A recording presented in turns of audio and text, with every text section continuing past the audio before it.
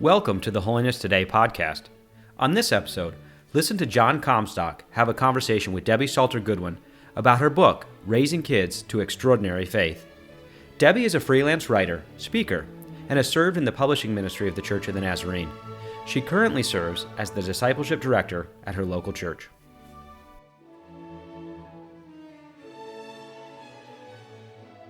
All right, Debbie Goodwin, are you able to hear everything okay? Yes, I can. Great. Well, I want to welcome everyone to the call. This is a call on raising kids to extraordinary faith, sponsored by Continuing Lay Training. The call is being recorded, as you may have heard there, and it will be placed on our website, discipleshipplace.org, discipleshipplace.org.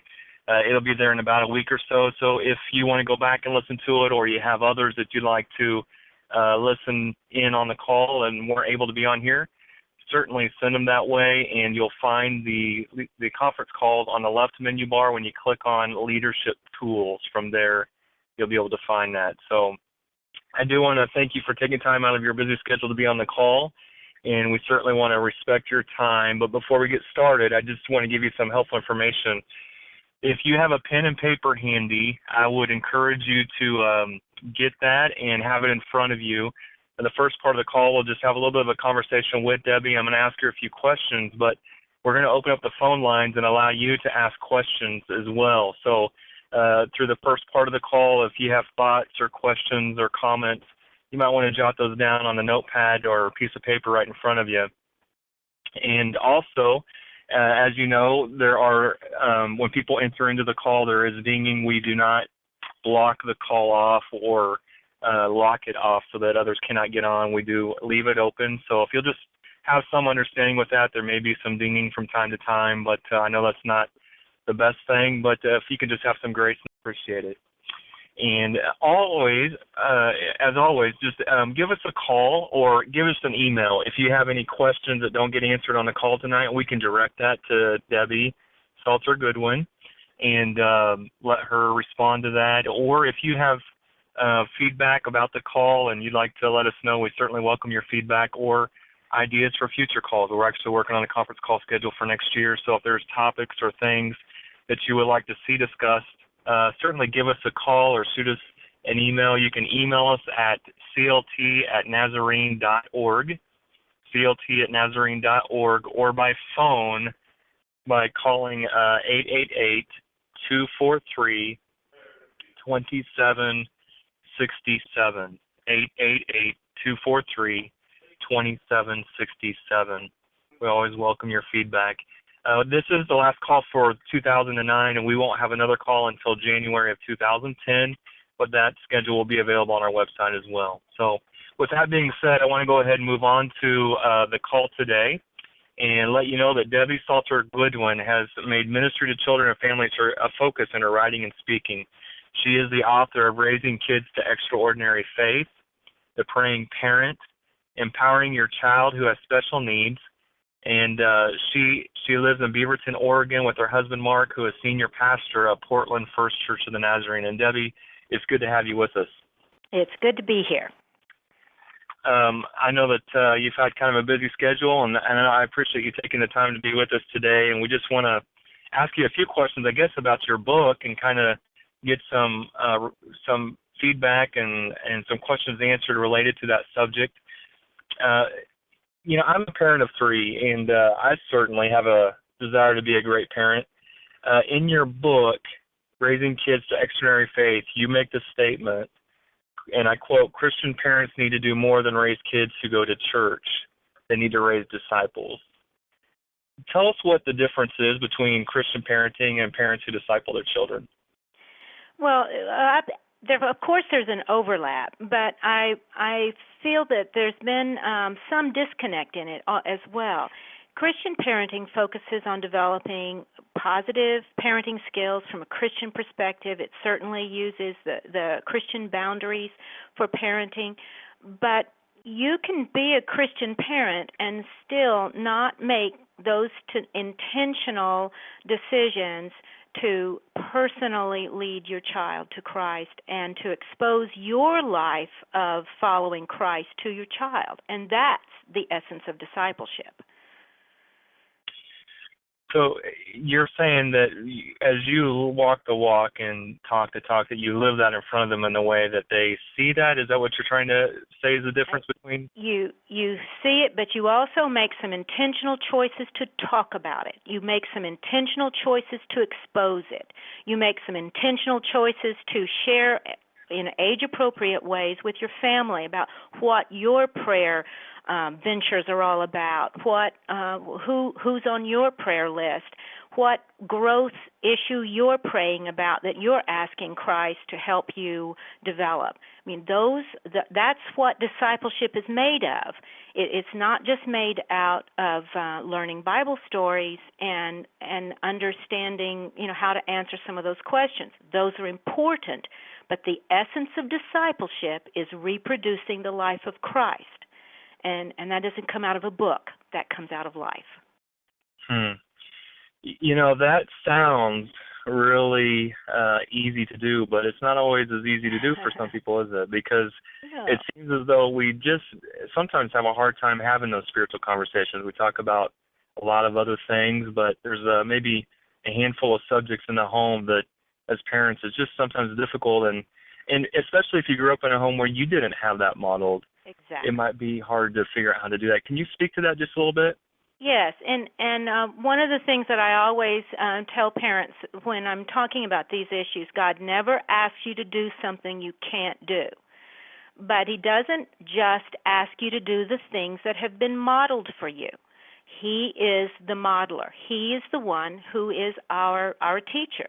So whatever it is that wasn't modeled for you in growing up, then God Himself becomes your teacher and becomes your discipler to learn some of the important things. You can come alongside another family. You can you can make it a matter of prayer for yourself. But when I talk about spiritual conversations, I'm talking about asking in age-appropriate ways, what is God doing in your life? What are you praying about? What do you want Jesus to do for you today? Those open up the possibilities of spiritual conversations, and that goes past asking, well, what did you learn today in Sunday school? That's an important question, but that doesn't always lead to a spiritual conversation. That is really insightful, because I think for some, and I'll even speak for myself at times, it may seem like, I just don't know what to say. But asking a question is a very non-threatening kind of thing to do, and you're drawing the conversation out just by simply asking a question. And we don't have to know what to say necessarily, quote unquote, but we can just simply ask a question and start the conversation. Right, exactly. I think that's great. That is really great. You mentioned the importance of helping children become independent spiritual learners. Right. Why is that important, and how can parents accomplish that goal? Well, children won't be with parents all the time, and there is the hope of every parent that children will actually live outside the parent circle as an adult. And so we've got to give our children a way to make those spiritual decisions without the cueing of parents or Sunday school teachers, in always in close proximity. We've got to give them the skills and the models that will help them make those decisions when no one else is around, when it really is just the child and God. If there's a spiritual heart connection with between God and the child, then the child can ask God, what do I do here? And he has the experience that has been a part of the nurturing to help make that decision. That's being an independent spiritual learner. Also, involving children, getting children interested, falling in love. I talk about falling in love with the Bible, not just learning how to read, how to study it, but understanding that the Bible is God's love story for us. It's his adventure plan for us. And we need to help children fall in love with it so that we help awake that hunger to know, well, what does God want me to do here? Well, let's open up his book and see what he has to say about it. I mean, that's becoming a independent spiritual learner. It's clear in every chapter that you're speaking to parents and ministry workers. Tell us why you targeted both groups with the message of raising kids. Well, I targeted both groups first and foremost because I was asked to by Children's Ministries that was sponsoring this project.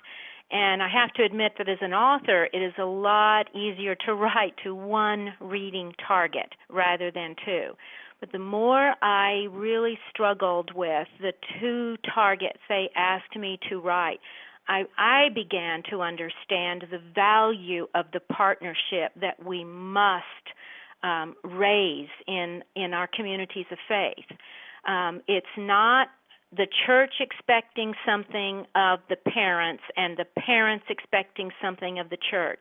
It's the church asking, how can I help you do your job better? And the parents asking, how can I help you do your job better? And together we can do a better job of raising children to extraordinary faith than anybody can do by themselves. That does not in any way diminish the biblical commandment that the home is God's design for children learning about him first. But God never set that in an isolated place. God has always placed that in the community of faith, and we all have a responsibility to help parents bring their children along in their journey of faith. You talk about telling the story. Give us some creative ways that you can tell the story. Well, the story that I'm talking about, of course, is the salvation story, the story that is God's love story for us and that gives us a future and a hope and gives us an adventure. I talk about adventure with children because children are always interested in something that's exciting and bigger than they are. And God's story for them is always bigger than they can imagine. That's the beauty of it. So when I talk about telling the story, I'm both talking about the Bible story, the Christmas story, the Easter story, and I would say that, as a church and as families, I think we're doing wonderful jobs at Christmas, but I think as families we're missing it at Easter. I have an idea that if we walked into homes at Easter time, we would see more secular influences and secular traditions than we would see religious emphasis and symbols and stories. And yet it is the Easter story. It is the resurrection of Christ that gives us our hope and our future. So we need to do a better job of helping parents know how to tell that story at Easter. I always talk to, especially the preschool parents, to keep picture books and bring them out just at those special times, at Christmas and at Easter. If you're a ministry worker and you find the way that one curriculum writer seems to tell the story in an interesting way, I'd save that piece of paper. I'd help other families to understand that this is how someone with some experience in talking to children this age has told the story, and these are ideas for you. I know of families who get together and reenact the story.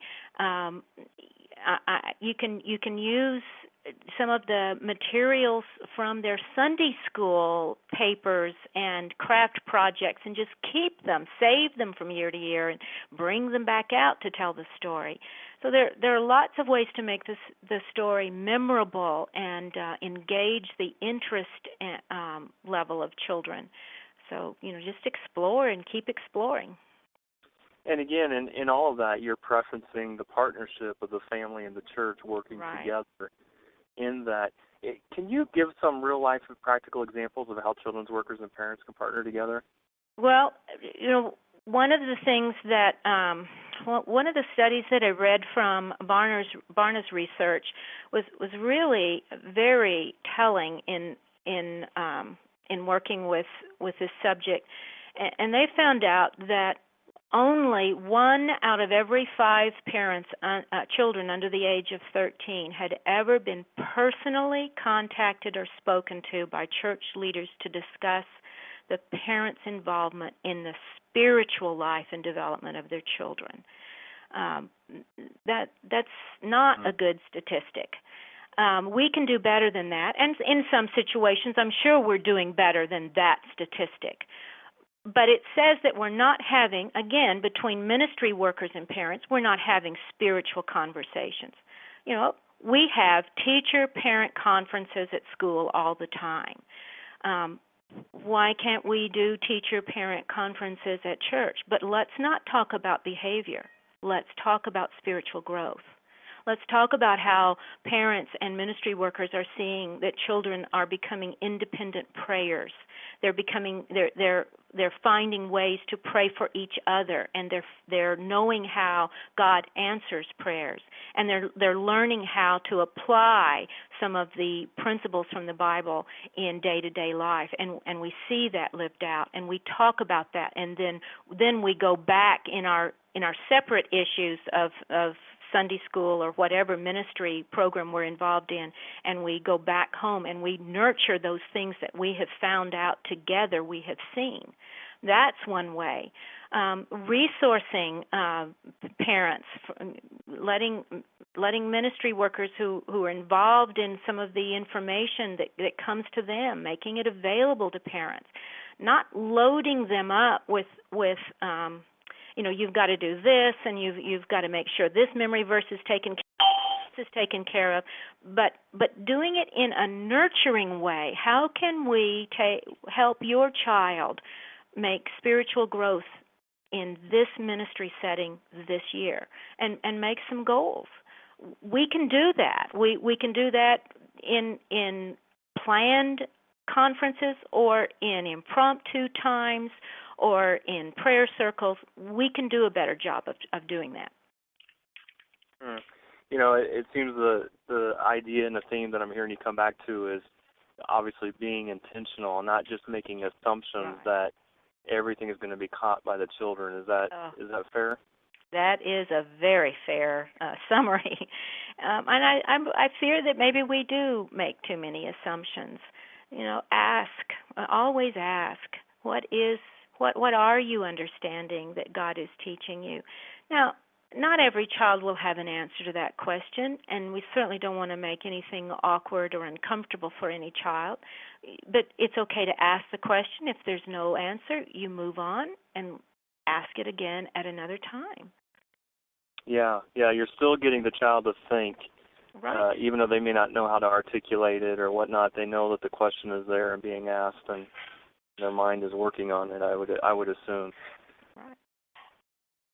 You know, you mentioned telling the story, and many parents are going to wonder when their child is old enough to make a decision or how early they should share the death and resurrection of Jesus with them. Give us some advice regarding that. Okay. There's no critical age where we know that a child is ready to make a decision. It does have to do with some maturing processes, but I think we all have experiences of hearing about very young children making authentic, honest decisions to follow Jesus, as well as children who are older. I think at the age of being in the 3rd and 4th grade, most of the people that I have read from say that, you know, we should be making some intentional decisions to make sure that the salvation story has been presented and that a child has had a specific and personal opportunity to make a personal decision. Now, let me just make one quick aside here that I kind of say tongue-in-cheek to my preschool parents that I enjoy working with. And I just tell them, I challenge them, don't let the church tell the salvation story first. Let you be the one. Well, that means you got to start early. That means sometimes you even have to start before they are able to to deal with a lot of the vocabulary, the fact that God loves you and has a wonderful plan for your life, and I want to have that opportunity to share that plan with you at some time. Even before a child has vocabulary and understanding to know what's happening, there's still something that happens in a parent as you begin that journey. Oh, I'm going to get to tell this story to you one day, and I can't wait for that opportunity. That builds the part of the journey that is really crucial. You can't mandate discipling. You can't make it something that has to happen. This is the work of the Holy Spirit, and at best, any parent or ministry worker is a tool for the Holy Spirit to use. So then we, as parents and ministry workers, have to ask the question, am I being the tool that God needs in the life of this child and this child and this child to make that opening, to be ready for that opening? It can happen very young. We've got to be ready for that, and then we've got to make those intentional choices at certain points and continue to make it so that the children have an opportunity to make a personal decision to follow Jesus. Go ahead. Well, I was going to say, and the key, it sounds like you're saying, is planting those seeds early and letting them grow, right. And taking a hold of the moment that you have when the opportunity comes. Very important. Just a little bit about telling the crucifixion story to very young children. I think most of us understand that there's just some of those details that are just a little bit too much for very young children.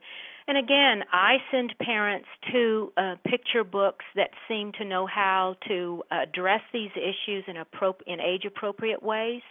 And I think if we use those models that a family is comfortable with, then we can answer that question for the best of our own children as we're working with them. You said there's a picture book. I heard you correctly, right? That you have?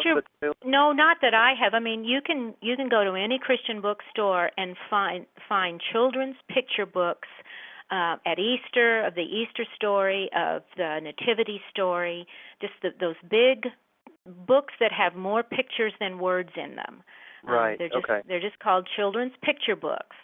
But those words have been very carefully chosen.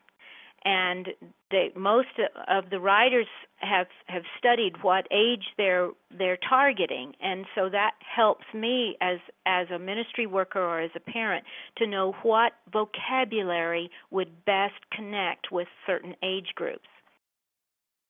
Is there any particular one that you would suggest, or is it just there's a lot of them out there and most of them? There's just a lot of them out there, and I think when you go as a parent or ministry worker and just look, I think you'll find the one that will connect with the kids you're working with.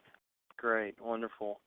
Well, let me ask you this last question here. I know we're going to open the phone lines and let people on the call ask questions of you. And like I said at the beginning of the call, I have 3 kids, and sometimes in life, just the daily grind is the urgency of the moment.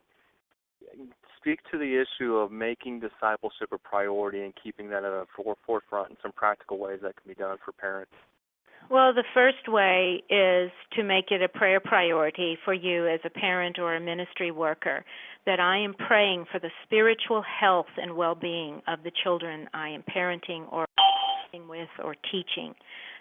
That's my prayer priority, and I'm asking God to direct me in the way I tell the story, in the way I make parenting decisions, in the way I prioritize anything. So that's one way. And I talk to parents more about using the times that we are with children rather than continuing to add more time to an already busy schedule. I made use of the times when I picked up our daughter from school to ask my questions, to have opportunities to use whatever happened at school as one of those teaching moments. How do you think God wanted you to respond in that situation, or how can I pray for you tomorrow as you go back into school and deal with this situation? Those were discipleship moments. But it wasn't a planned moment, nor was it a time that I had to schedule in to make sure that I got in my discipleship time. It was a part of the ongoing natural rhythm of my life. I think it's easy to use birthdays to celebrate spiritual progress as well as chronological age. I think we've got to make ways to celebrate faith decisions in big ways, in truly life-marking ways that become memory makers for the future. I think choosing a life verse for your children, or choosing a verse for the year for your children and praying that verse, and then at the appropriate time telling your child what verse you have chosen to pray for them that year. I mean, that all becomes a part of discipling, but it doesn't add any specific time, to an already busy day. Praying as a family, praying together, letting children pray for you, doing ministry together and doing it as ministry, setting it up as ministry. We're going to do this for God. We're going to find out who God wants us to smile at as we go into church, or how we can have an attitude that pleases God as we work in the yard at church, or whatever the family ministry project is. But setting it up as we're doing this for God, and we're going to find out something together that will help us become a family for God. Those are just a few of the ideas. I've tried to be very practical in the book, so I hope people would find more ideas in the book. Well, that's a great, as I'm listening to you, I'm just thinking of so many parents out there that I'm sure really it's not a matter of whether or not they want to help their kids grow. It's a matter of just feeling being intimidated or feeling overwhelmed with the task or the uncertainty or inadequacy of the whole situation. And I think the book then would be a great gift for any parent. I would hope so, but I would also say that to any parent who's feeling inadequate for that kind of journey, this is not about passing on information. It's about passing on your life. And if you, as a beginning disciple of Christ, you are following Christ the best you know how, then that's the life you share with your child. It's not about how much you know. It's about how much you grow. And that's great. And it's about inviting them into that process and doing it with them. That's great. Great words. I appreciate that. I know that there's people on the call here that are going to have questions, and so at this time we have muted out the lines, but you can unmute your line by hitting *6 on your keypad. If you hit *6, that will unmute you, give you a couple seconds there to unmute, and then just state your name and give us your question or your comment, talk with Debbie, and then when you're finished, if you would, just hit *6 again. That'll mute your line back out, and then I'll make sure you don't have to worry about background noise. So at this time, if there's anyone with any questions, go ahead and hit *6 and give us your name and whatever your question or comment is. Debbie, hi. This is Andy Urban from Fredericksburg, Virginia. Hi, Andy. Hi, and I just wanted to say that, it's been a real joy to see this work that you've done really, really surface in the church. Children's pastor for 20 years, just really has been struggling with seeing how that over the last 20 years, I have taught children, led children to Christ, have really been involved in ministry to children, but it's really been something where I really have seen more of a disconnect than a connection, and I really like how it seems like we're starting to turn towards shared experiences. You kind of referenced that a little bit. I was wondering if you could kind of, maybe just share with us a little bit more about, what are some things that you're seeing where churches are starting to get that, where, in other words, it's not so much where, okay, it's going to happen over here in this children's classroom or this adult classroom, but it's going to happen as the church creates like a family table kind of opportunity. What are some things that you're seeing that are kind of creatively happening these days? Well, I don't get around as much as you might think. I mean, I'm involved in our church here, so it's whatever I'm trying to do, even in my own local church. Um, and as I did some research, I did a survey, and I tried to poll some of the children's workers and children's pastors. Um, Came up with little ideas here and there, but I think everyone is struggling, as you have mentioned, in how to do it. I will say that it was one of the reasons why it was a priority to put together a 13-week leader's guide for the book, and it's designed the 13-week session is designed to bring parents and ministry workers together, and there's some creative ways of how to make that happen. Obviously, it can't happen every Sunday morning, or you've got another problem on your hands. But there are some ways to bring some of those people together and let them strategize together instead of asking ministry leaders to make some decisions for everyone. Let's bring the parents who want help, who have said in all the surveys I have seen, they get it that it's their responsibility and they want to do a better job.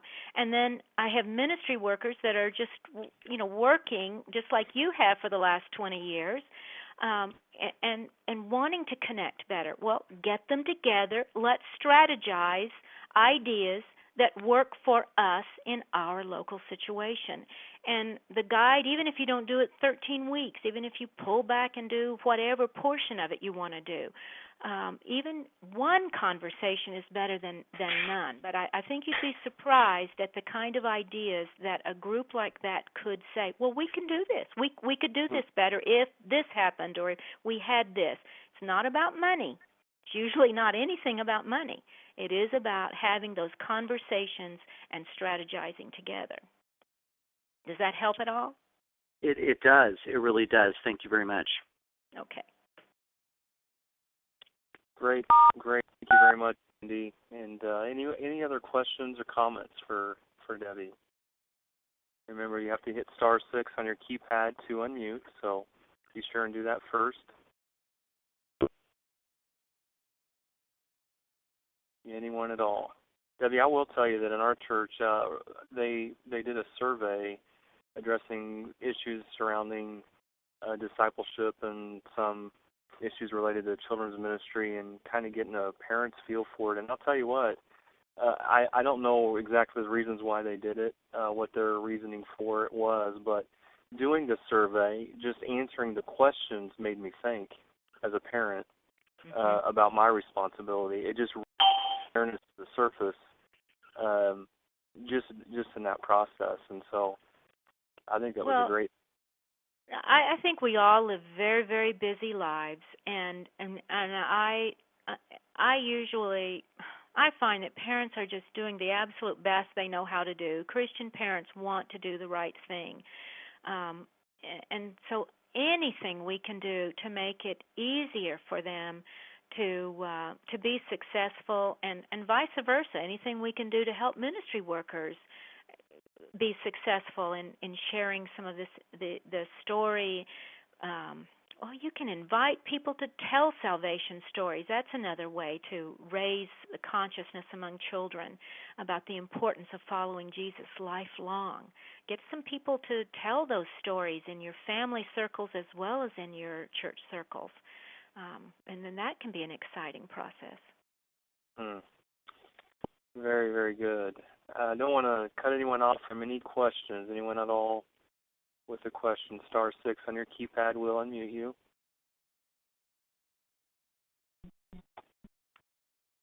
Debbie, Andy Irvin here again. I just wanted to, again, I really want to express my appreciation to you creating this. I think that it was the right timing. I think the Spirit was really working as you put this together, and I just want to say thank you, for the time and energy of bringing that from your head and heart out to the writing process, because just editing alone is an overwhelming job. But I really appreciated what you said about one of your last comments about discipleship, and I really just love that, echoing that statement about it's not so much about what you know, but it's about how much you're going to grow, and that discipleship is really a lifestyle. And I think that's where we really get tripped up a lot in the church, is that, we kind of tend to think program, and it's really about people. It's really about reaching people and helping them to grow, and then helping them to develop some good habits that are going to promote a lifestyle of discipleship. And I, loved your examples about, the conversation in the car and about, talking with your kids about, spiritual habits, prayer lists, Bible study. It blew me away one time when I had an adult come up to me and say, what does that word hallelujah mean? And what a great opportunity it is, because those of us that grew up in the church, it's like our first reaction is you want to go, well, duh, but truly it's a great opportunity to use those teachable moments, both for adults and children, so that they really understand the habit forming aspects of discipleship. That's so true. That's so true. Debbie, this is Beulah calling from Kansas City. Yes, Beulah. And could you talk a little bit about how important family devotions are in the process of discipling children, and maybe give some ideas of what families can do to set aside a time to do that? Okay. I don't ascribe to a one-size-fits-all approach. I think, depending on the ages in a family, you've got to make sure that, and I usually use the rule, fit the attention span of the youngest child. I think that's very, very important. But there could be some, if there's a wide age span, then that usually means that you're going to have to spend some separate time with older children and some separate time with younger children so that it's age appropriate. And then when you come together as a family, then you're making use of the times that you have had talking about, the same kinds of issues with both age groups. But as far as what you can do, I mean, one family had every a person in the family draw a picture of how close they felt to God, and then they could talk about it. Well, drawing is something that most of the ages in a family can handle, and it doesn't make any difference. So that was one way that you can use all ages, using one question to kind of guide through the week, using one verse to guide through the week. I'm not, how do I say this? This probably isn't the time to do Bible study. A devotional experience isn't usually a strong, in-depth Bible study. It can be if your family's interested and if that's the way you want to treat that time, but it's more about trying to support each other in prayer and with one or two thoughts for the week that come from God's Word or from the prayer support from each other. Another way that one family used a candle, and I've used this with preschool parents a lot, because I say, it's really hard to get some of the wiggly young ones to sit still for long enough, but I find that if you light a candle, the young children will be attentive for a little bit longer. And so that's a way that some families have said, okay, we're going to light this candle and we're going to have our family prayer together, and it gathers everyone in a special way. Another family used the candle. The kids would come home and find a candle lit because God had answered a prayer. Well, then the kids started wanting to know, well, what prayer did he answer? And so there again, it ushered in the possibility of a spiritual conversation for the family. So there are lots of ideas. It doesn't have to take a long time. There's material available, a devotional book. Again, making sure that it fits the ages of the children in your family and can engage everyone as best as possible. But there's just lots of ideas out there, and it doesn't have to take a long time. Thank you, Debbie. That was good. Thank you. This is Dale Hufffire from Baton Rouge. Yes. Your book, is that designed for small groups? Am I looking at that correctly? 12 sessions? You can use it in small groups, absolutely. It's easy to use in small groups. And then the survey that y'all were referring to, is that part of your book, or do you have a suggested survey gauging where a family is with discipleship? No, this was just a survey that I put out as I began writing the book so that I could get contemporary feedback, present-day feedback about what was happening and how people did enter into the conversation of discipleship wherever they were in ministry or in parenting. So that it's not something that has been published. Okay. And one final question, I guess. These are great practical. I've been feverishly writing notes. Thank you so much. I guess one thing I would like to also discover is how to help parents slow down, simplify life, jump off the rat race, and recognize that this is so much more important than the gym meet or so many things that consume them, even on the weekends. And have any ways of, maybe just doing this study is one way that would help us communicate. It might be. I do say this to any family who needs to address some of these changes, and some of the changes that some families need to make are pretty dramatic. But I always counsel families never to make a 90-degree turn with a family, or you'll lose some of them, unless it really has to be. It's a do or die issue. You need to make some rounded turns. Do it a little slowly. Make sure you're bringing the whole family around in making any changes. So if you're simplifying your life, take one thing away. If you're adding something to your life, add one thing, and make it short, and make it successful, and make it fun. Because families will repeat things that are fun and that help them feel connected to each other and help them feel supported. But if it's just, so you make sure that it's that kind of thing that we're asking families to add. Then as far as simplifying life, what families are looking for are this feeling that they're making it, that they're doing the right thing. Well, I think we understand, those of us who are so committed to helping families along this journey, we know that only comes from God, that the best contentment and satisfaction comes from God. So we've got to give them those opportunities to understand that, to experiencing, that's what you're talking about. Well, yeah, I want to do that again. I want to be a part of something, of ministry that's bigger than me and get lost in it. Yes, I want to do that. Well, no, that's not as important as doing that. We've got to give them experiences, whether it comes from team ministry, family ministry, lessons that spur specific growth, but something that says, that's what you're talking about. Oh, well, I want to do that more.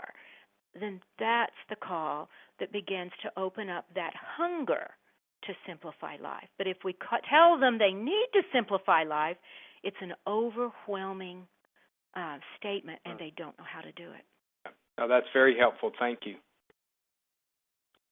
Very, very, very good, Debbie. I like the idea of slow change, not trying to be. It's easy to look at that and say, that is so critically important that we're doing this, and so now we've got to take drastic measures. Right. And so, yeah. if now, you've never had family devotions, I know there are times when we have to take drastic measures to make some changes. But sure. Usually it doesn't take a lot of drastic changes to start making changes. Right. Yeah, and that's exactly what I'm here saying. That's a very, very good advice. And if he goes back to planting those seeds, it might just be a couple thoughts in the devotional and starting there and getting good at doing that for a while. Right. Not trying to sit down and have a 30-minute family devotion time right off the bat. Any other questions out there? That's great. *6 on your keypad will unmute you.